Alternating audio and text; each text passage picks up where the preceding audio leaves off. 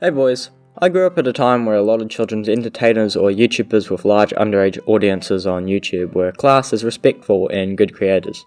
People such as Stampy, Sky, even Vanos, but he would be a lot more mature. Today's equivalent is met with a lot more negative reception, and for a justified reason. It seems as YouTube has become more of a viable option for money, many people want to commercialize on children with content with the purpose of gaining money, even if it harms the audience they sell to. Countless YouTubers have followed this path, and one such example is a group known as the Nelk Boys. Nelk Boys cater to an audience of young teens and preteens, but they would probably need to have earphones or listen at a low volume, but I'll get to that later.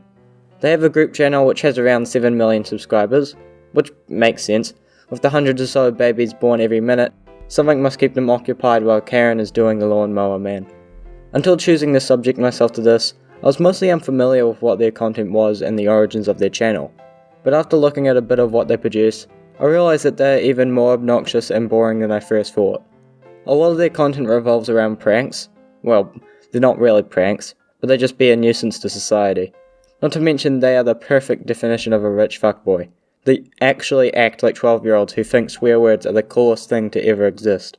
The way they talk is infuriating and can't go a sentence without lazily throwing in some swear. Which is fine, don't get me wrong, but when you use it to the extent these losers do, you're not using it to accentuate something or some other reason, but it feels like they're doing it because they think it's cool. I'm telling you, they're 12. Let's just have a quick look at one video. Alright boys, today's the fucking day. The Full Send June drop is officially live. Get on the fucking site right now if you're watching this. Look, I don't want to parrot what everyone else would say after looking at this video, but Christ, this second-hand embarrassment is awful. If I want to say fuck so many fucking times, that's fine, but fuck me, this ruins the word fuck, which is a fucking good word. But if the way they talk isn't annoying enough, the way they act is just as bad, if not worse. Oh shit! You keep running into the damn thing. It's like Mario Kart, man. 10 points!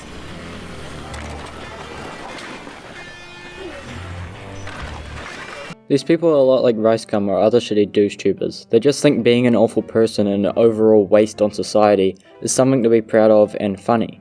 Breaking news, it's not. You're just making poor people who are trying to do their jobs a pain. For people thinking that this is fake, I'm sorry. I know all pranks on YouTube are fake and the real pranksters are either in jail or killed, but keep in mind that these are not real pranks. Instead they are just being plain disrespectful. Also, this would be better if it was fake. At least you wouldn't be ruining people's days and causing damage. He'll get, and he'll probably get about the same size. Yeah, I guess they will be. What are you doing? Is this weird? What's that? Oh no, he just really likes dogs. Did you pet them? Did you like them? Yeah. Little, You're so cute. miniature Shih Tzus. Oh yeah, he's very cute. A little bit more standoffish. They're hot. What are you doing? I mean, okay, I don't feel comfortable about that. Yeah, they're good kissers. Next up on the plate is the promotion of zoophilia apparently. A nice way to make the lady extremely uncomfortable. I can't understand how someone enjoys this. It just feels extremely awkward, it's so uncomfortable to watch. Not to mention the whole zoophilia shit is really fucked up. But whatever, I guess harassment and what should probably be illegal is the funniest shit to do to someone who's just trying to walk their dog. I know there will be someone thinking, he's a furry, therefore a hypocrite, because people make the connection that being a furry is the same as zoophilia.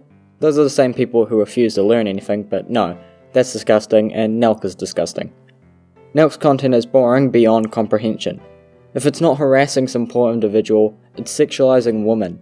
Really good when your audience is preteens. As any frat fuckboy would, they regularly attend parties and usually bring along some quote-unquote virgin girl with them. But this eventually caught up to them, and YouTube took away their monetization due to these parties as they were thrown during COVID-19. I mean, they still have their own channels, and all the other sources of revenue, but it's a start. And I mean, I was so happy when YouTube did this. I thought it was a step in the right direction. One of the Nelk boys, Kyle I think his name is, posted a video to Twitter addressing some of the stories around the party and well, it's just distasteful and extremely dishonest. The video defends some of the actions from attending a party amid COVID-19. I mean, there's nothing to defend against, it's what happened, and he didn't even attempt to apologise at all. Instead, he chooses to create excuses and try to get out of the situation. And then we're gonna get in shit for starting a large gathering because of COVID. I don't really care how many people attended when we're talking about you. You still chose to attend this on your own conscience. I see you as shit either way. We don't know how big we are. Like, we really learned after this, like, I guess we have to accept now that maybe we're famous. Like, it feels weird for us, like, kids coming from fucking Canada, like, we don't feel famous, we feel normal. We can't even post a story of where we're at anymore because people are just gonna pull up. Complete fucking lie. You make millions, you have millions of subscribers, over 5 million when this happened. You can't live expensive lifestyles and still think you're a nobody. That's just a lie. And it sucks. It sucks that we have to change our style and the way we're doing things because of how big we are, but I guess it happens to everybody at some point. This is just ridiculous. I don't give a fuck how famous you are. If you do something ignorant, you do something ignorant. If you're a famous YouTuber, you shouldn't go to parties at the detriment of society, just as a 9-to-5 worker in retail shouldn't. All we try to do is make funny videos, guys. That's all we're trying to do out here. We're not trying to fucking hurt people or be malicious. Now, I'm not sure if you've seen your channel, but that is all you do. Your entire comedy is being rude to people. You're a hypocrite and a liar. Not to mention you're extremely shady as well. I don't know how many of you know this, but YouTuber Mudaha and Clappedseal, who are people I respect for being really reliable, have made a few videos on the most recent lie this sad group has performed. I would recommend you go look for yourself as they are extremely detailed and are an interesting watch. It's part of a 6-part series, only 2 episodes are out as of writing this. I'll link them below and if any more come out they'll be there, but just to breeze through the main plot points of the story, so far it mainly revolves around member Steve will do it, or I'll just call him Steve, and his ties to shady offshore casino websites. It really started when Steve began to spend exorbitant amounts of money in his videos, far more than he would have been able to produce. Even with the group's incredibly profitable merchandise, which reportedly rakes in something like $70 million a year. Steve had mentioned this discrepancy before, crediting some guy named Alan for helping him get to such a point financially that he was able to do such things. Breadcrumb after breadcrumb, it was revealed that Alan was running this gambling website known as Rubet, and some other giveaway thing called Wizza. Many streamers who are affiliated with Steve, such as other Nelk members, FaZe Clan members, Takashi69 apparently, etc., constantly gambled on this site. Ergo, the money that funds these expensive lifestyles these boys live comes primarily from this gambling organization. I'm not too sure about when it comes to Wizza, but for now we'll focus on Rubet. And this is where the story starts to get really interesting, and where I encourage you to check out these videos after you've seen this. Rubet is disabled in many countries, including America, Italy, the United Kingdom, Germany, Spain, France, Denmark, Austria, Netherlands, Luxembourg, Hungary, and a few others, but there are countless videos and websites promoting the use of a VPN to bypass this. Now, as a quick PSA, using a VPN to do online gambling is not going to work. Once you use a VPN, and after losing X amount of money, and maybe earning a large amount, Rubet will try to find out if you are from a country where it is disabled, and therefore will not pay out your money. USA even says that, quote, criminal organizations may try to take advantage of the availability of US dollars, offshore banking and incorporation systems, 2 FTZs, a large shipping container terminal, Curacao based, which is where Rubet is run through, online gaming sites, and resort/casinos to place, layer, and integrate illegal proceeds. You hear that? Illegal. Now this is not where the problem ends, no, we're not that lucky. Tying it back to the influencers, which is the point of this video, in part 2, Mudaha showed evidence of how people such as Aiden Ross were sponsored by the site and paid upwards of hundreds and hundreds of thousands of dollars to gamble on the site. Now, whilst normally this would be fine, legally you must disclose if you are using your own money or are being given money to gamble. And when titling your streams with high stakes gambling, you are lying to your audience. Let's dog on Steve a bit more. A while ago, YouTuber Clappedseal, who has been the other person making the 6-part series, made a tweet criticizing people who promote gambling and earn off of the losses of their fans. Steve maturely responded with, quote, "Hey you broke moron, do your research. Rubet's affiliate program has nothing to do with losing. It's just about the bet. Rubet is different than those other gambling websites. Do your research, you broke moron, before you post shit like this publicly." Hey Steve, I don't know if you've looked at Rubet's website before, but that's exactly what they do. They give you 5% of the house profit, which is exactly what that means. I wonder why you want to defend it so much. It's almost like you promote and affiliate with an offshore illegal gambling company who encourages the use of VPNs and then doesn't pay out the money for the people who won on the site. Then you promote it to your audience, showcasing you gambling with money that you lied about being your own, and earn from the money your audience loses.